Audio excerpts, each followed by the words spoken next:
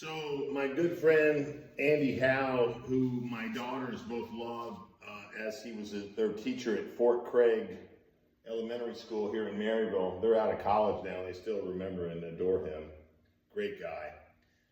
His father, who still lives in the house where Andy grew up, has a citrus tree. He's dutiful and very good with his plants. I was very impressed when I met him. Very impressive guy. But he admitted to Andy, hey, I got a problem. This tree's getting too much. It needs to be repotted. I'm getting older. It's too heavy. I need some help here. Do you know a guy who can take care of a citrus plant for me? I'll give him the plant, but I'm going to be a good steward and let this beautiful orange tree go to a good home. Andy said, he's seen my YouTube videos and watched me be crazy about citrus. He goes, I got a guy. And God bless Andy. He's a wonderful, wonderful fellow. And I enjoyed our meeting transporting this plant. So Andy and I went over there on a snowy day, and we picked up this beautiful orange plant, a blood orange, in fact, which my wife loves. And we brought it over here to the greenhouse. And so I'm going to introduce how we would go about repotting this plant and what my strategies are and what I have learned about citrus to this point. I'm sharing this video with everybody, but particularly with Andy's father, who I promised that I would give him progress notes along the way as to how his plant was doing, because I know he was a good steward and he cared about his plant. And that means a lot to me, and I know it meant a lot to Andy. I hope you enjoy the video. This is my own mixture. You can vary it. If you just do wood chips, you're good. But I get a mixture of equal parts, 3 solo cups of sphagnum, vermiculite, and a commercial cactus palm and citrus potting mix that you can get at Lowe's. It is handy. You don't want to get too much soil because it will decompose and get tight. There's not enough air to the roots. I would say 66% of the mix should be bark.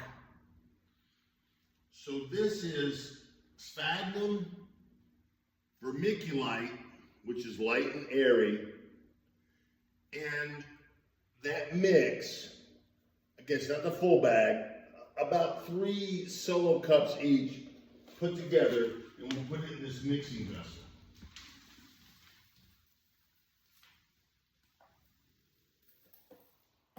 And then on top of that, I'm going to do 3 buckets, large vessels, again, roughly 3/4 volume of small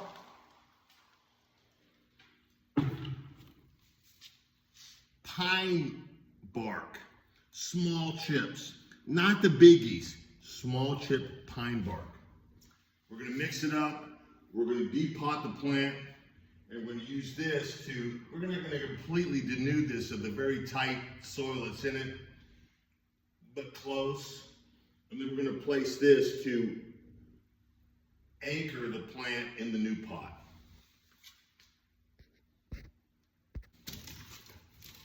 I've got a empty trash can, which every greenhouse should have, so I can mix these proportions in it, along with a little fertilizer. Again, go to the co-op. They'll have a citrus fertilizer. I'm going to mix that all together so we get a uniform mix of our potting media for the citrus. Now here's what we got.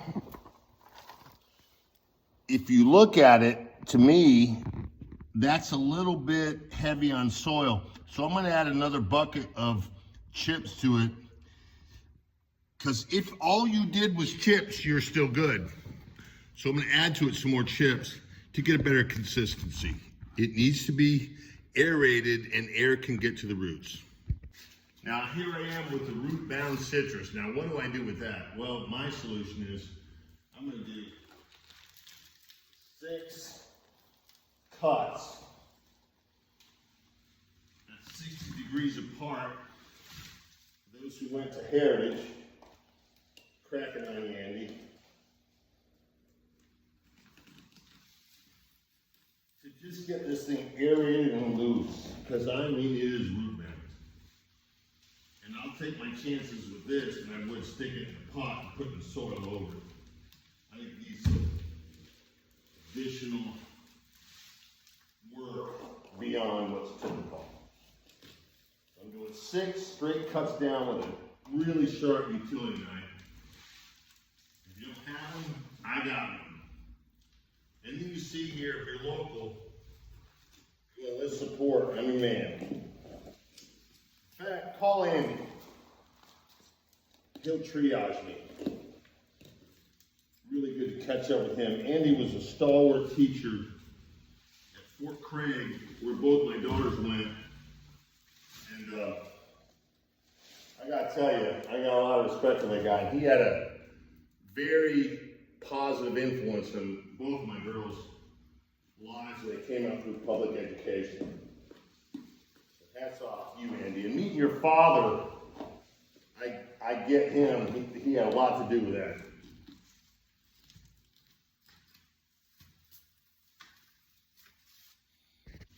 So here's our orange tree, roughly root denuded, relatively light. There was a lot of material in there. All this old dirt and old roots that are dried out. We'll put that in our compost bin. Notice I have a 4x4 cardboard underneath it. I'm glad I'm inside the greenhouse because it's cold outside. We're going to put this to appropriate level with mulch underneath it. That's all. To appropriate level, and then we're going to fill in this mix on top of it. So here's our tree set in the pot. It's a little low, so I'm going to reset it about an inch or two higher. And then we're going to fill in the sides with our potting mix. There's our repotted plant. I rinsed or misted the foliage. Gave it a decent drink of water, but don't go crazy with citrus. They don't want a soaking, they just want some water. I got everything tamped around the roots, even though it's light. I feel real good about this one. Thank you for watching. And thank you, Andy, Howe, and your father.